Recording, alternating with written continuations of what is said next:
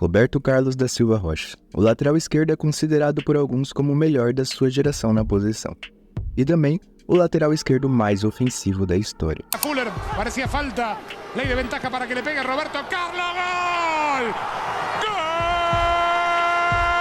Com 1,68 de altura, destacava-se pela velocidade e pelo seu potente chute com a perna esquerda, cobrando faltas que levavam sempre muito perigo à meta adversária. Tanto que contabiliza 38 gols de falta em toda a carreira.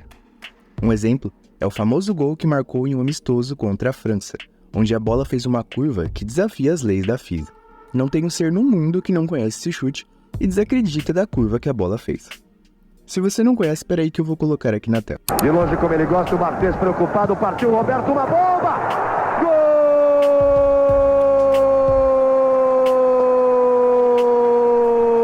Simplesmente a bola sabia onde era o lugar dela. Ela estava indo para fora e de repente foi pro gol. Nascido em uma fazenda de café, em Garça, interior de São Paulo, Roberto Carlos é filho de lavradores. Seu nome é uma homenagem ao cantor Roberto Carlos, do qual seu pai e o próprio lateral são fãs. Em 1981, foi morar em Cordeirópolis, também interior paulista, e jogando por um time de uma fábrica de aguardentes, foi convidado para atuar pela cidade. Nos Jogos Abertos do Interior, 7 anos depois, em 1988, Roberto iniciaria sua carreira no União São João de Araras, São Paulo. Aos seus 16 anos, já brilhava como lateral esquerdo titular e logo chamou a atenção da seleção brasileira sub-20. Mas sua jornada de destaque não parou por aí. Em 1992, com apenas 19 anos, o jovem talento embarcou em uma excursão pela Europa com o Atlético Mineiro. Era uma oportunidade de ouro para mostrar suas habilidades em solo internacional. A excursão serviu de teste para diversos jogadores, e aqueles que se destacassem poderiam ser integrados em definitivo ao grupo principal. Roberto Carlos não participou dos 2 primeiros jogos, realizados na Itália contra Lazio e Torino. Em ambos o Atlético perdeu por 2-0. O primeiro jogo pelo Galo foi em Lerida, Espanha, no dia 27 de agosto, em partida válida pelo troféu Cidade de Lerida. O time mineiro perdeu por 2-1 para o Lleida, com Roberto Carlos atuando os 90 minutos. Nos 2 jogos seguintes, realizados em Logronho, o lateral também atuou os 90 minutos. Em 29 de agosto, o Atlético perdeu por 2-1 para o Logroñés. E no dia seguinte, foi novamente derrotado, desta vez por 3-1 para o Atlético Bilbao. As partidas foram válidas pelo troféu Cidade de Logronho. Antes de se retirar do futebol, Roberto Carlos agradeceu ao Atlético pela oportunidade. Devo a todos os clubes pelos quais atuei, até mesmo ao meu pequeno União São João de Araras, pois a gente nunca deve esquecer nossas origens, mas devo minha vinda para a Espanha ao Galo, que me deu a oportunidade de atuar no time em 1992, numa excursão ao país. Por isso, fiz questão de deixar bem claro e agradeço a esse importante clube por ter me aberto as portas aqui na Europa. Trecho retirado de sua biografia. O Palmeiras nessa época, como já era muito fominha, não podia ver ninguém se destacando que também queria contratar. Houve uma grande disputa entre os times brasileiros, mas quem levou a melhor foi o Verdão, que, amparado pelo contrato de cogestão com a multinacional Parmalat, montou uma equipe repleta de craques para pôr fim a um tabu de 16 anos sem títulos. No mesmo ano, ajudou a equipe a quebrar o jejum de conquistas. Foram 3 títulos no mesmo ano: o Campeonato Paulista, o Torneio Rio-São Paulo e o Campeonato Brasileiro em 94. No total, Roberto Carlos disputou 185 jogos, marcando 18 gols em sua passagem pelo Palmeiras. Não são lá grandes números, mas se você parar para pensar que ele é um lateral e a maioria dos gols foi de falta, é um ato incrível.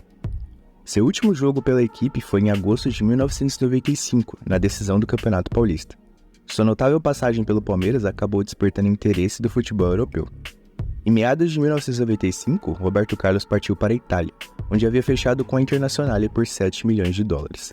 Uma quantia considerável na época. O brasileiro chegou com prestígio à Inter de Milão na Itália. Todos já tinham ouvido falar de suas perigosas incursões ao ataque, além do potente chute de perna esquerda e da velocidade. O dilema surgiu quando o inglês Roy, treinador do clube Nerazzurri naquela época, considerou que esses eram as características ideais para um atacante e optou por usar o brasileiro como ponta esquerda, o que acabou não proporcionando o desempenho esperado por Roberto Carlos. Em nota, Roberto Carlos disse: "Meu problema na Inter era que Roy ele queria que eu jogasse como atacante, quando na verdade eu era defensor. Eu prefiro ter espaço na minha frente para correr, ao invés de ser um ponta e ficar lá na frente. Para mim, sempre foi melhor ter 80 metros de campo para jogar do que 20. Eu não gostava do sistema e da posição que Roy queria que eu jogasse. Além disso, a Copa América estava chegando e eu estava jogando de lateral esquerdo na seleção, então queria jogar nessa posição na Inter também. então tive que ir embora, porque não podia atrapalhar minhas chances de jogar pelo Brasil. Mesmo assim, logo em sua primeira partida no novo clube, Roberto Carlos marcou o gol da vitória sobre o Vicenza por 1-0. Ao todo, foram 34 jogos e 7 gols marcados. Massimo Moratti, presidente do clube, na época, arquitetou uma transferência até hoje lembrada na Itália. Trocou Roberto Carlos, então com 23 anos, com o Real Madrid pelo atacante Ivan Zamorano, à época com 30 anos. E mais uma compensação financeira. Chegando ao Real Madrid em 1996, ele vestiu a camisa do clube por 11 anos consecutivos, deixando sua marca como titular incontestável. Durante esse tempo, Roberto atingiu o ponto mais alto de sua carreira, sendo reconhecido como um dos melhores laterais do mundo. Ao todo, ele participou de 585 partidas e marcou incríveis 71 gols. Ele foi uma peça-chave na era dos Galácticos, compartilhando o campo com estrelas como Luís Figo, Zinedine Zidane, Ronaldo, David Beckham, Raul e Iker Casillas. Foi no Real Madrid que ele nos presenteou com um dos seus gols mais memoráveis, o famoso gol impossível, contra o Tenerife durante o Campeonato Espanhol de 1997 e 98, em que acertou um chute poderoso e preciso da linha de fundo, em um ângulo de 179 graus da trave. Com o Real Madrid, Roberto ganhou a Liga dos Campeões 3 vezes, nas temporadas 97, 98, 99, 2000 e 2001-2002, sempre sendo uma peça essencial para a equipe. Ele foi eleito pela UEFA como o melhor lateral esquerdo em 2002 e 2003. Em janeiro de 2006, ele estabeleceu um novo recorde como o estrangeiro com mais partidas disputadas na La Liga, superando o recorde anterior de 329 partidas do argentino Alfredo Di Stéfano. Apesar de sua consistência e de seus chutes lendários, Roberto Carlos enfrentou duras críticas em março de 2007, após um erro durante um jogo contra o Bayern de Munique pela Liga dos Campeões. O erro resultou no gol mais rápido da história do torneio, marcado pelo atacante Roy. Em sua última temporada pelo clube, ele conquistou o título da La Liga, o quarto título espanhol durante sua passagem pelo Real Madrid. Roberto deixou o clube com um recorde com mais partidas disputadas, totalizando 527 jogos. Mais tarde, ele foi superado pelo Marcelo e pelo francês Karim Benzema. Em 18 de novembro de 2009, após muitas especulações sobre seu futuro, Roberto Carlos foi anunciado como o principal reforço do Corinthians para a Copa Libertadores da América de 2010. Sua contratação foi um marco para o futebol brasileiro, naquele ano, como confirmou André Sanches, presidente do clube da época. Esta foi a maior contratação para o futebol brasileiro em 2010, declarou Sanches. Estreou em 20 de janeiro, contribuindo para a vitória por 2-1 sobre o Bragantino no Campeonato Paulista. Apesar da sua idade avançada, o lateral esquerdo demonstrava um preparo físico impressionante. Em 2011, em 16 de janeiro, ele marcou um gol olímpico na estreia do time no Campeonato Paulista contra a Portuguesa. No entanto, após a eliminação precoce na primeira fase da Copa Libertadores em 11 de fevereiro, Roberto Carlos anunciou sua saída do Corinthians. Segundo o jogador, ameaças de alguns torcedores o levaram a tomar a decisão de rescindir amigavelmente seu contrato com o clube. Realmente eu não entendo muito porque os torcedores do Corinthians querem ameaçar os jogadores. No dia seguinte, em 12 de fevereiro, o lateral esquerdo acertou por 2 anos com o Wannsee, da Rússia, num contrato de 15 milhões de reais por ano. Apesar de recém-chegado ao time, recebeu faixa de capitão. Que moral tinha o jogador, hein? Em uma de suas primeiras partidas pelo Wannsee, contra o Zenit, foi alvo de racismo. Ainda antes do início da partida, durante o aquecimento dos jogadores, um fotógrafo flagrou um torcedor adversário mostrando uma banana para o jogador. Em junho, o episódio se repetiu, próximo à final de uma partida contra o Krylia, quando a vitória do Wannsee por 3-0 já estava praticamente definida.